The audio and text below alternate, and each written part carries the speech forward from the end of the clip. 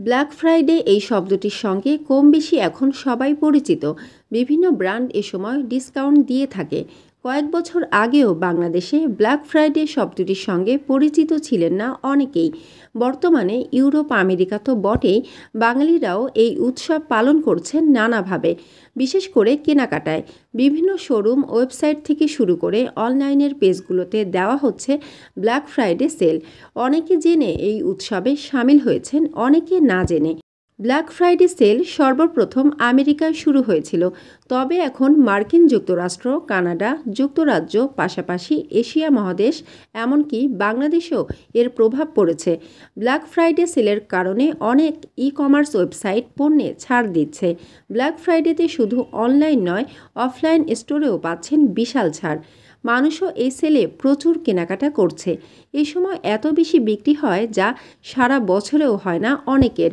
কথিত আছে ব্ল্যাক ফ্রাইডেতে $1000 মূল্যের একটি টিভি $200 পর্যন্ত বিক্রি হয়।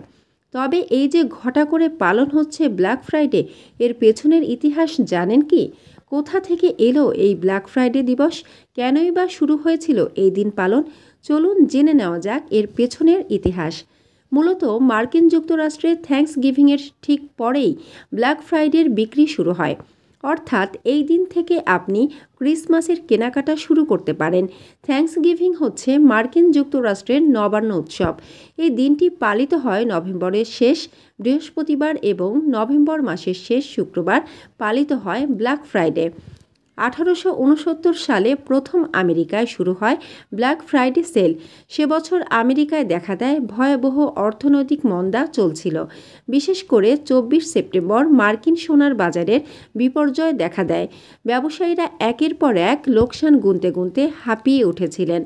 তখন তারা এমন একটি দিনের কথা ভাবছিলেন যেদিন সব পণ্যে থাকবে বিশেষ ছাড়। সিদ্ধান্ত নেওয়া হয় নভেম্বরের শেষ শুক্রবার হবে সেই দিন। মানসম্মত হাঁস ও মোরগের চাহিদা পূরণ করতে আল আমিন হালাল লাইভ পোল্ট্রি রয়েছে আপনারই পাশে। আমরা হাঁস, মোরগ, কবুতর, কোয়েল, টার্কি ও খরগোশ পাইকারি মূল্যে বিক্রয় করি।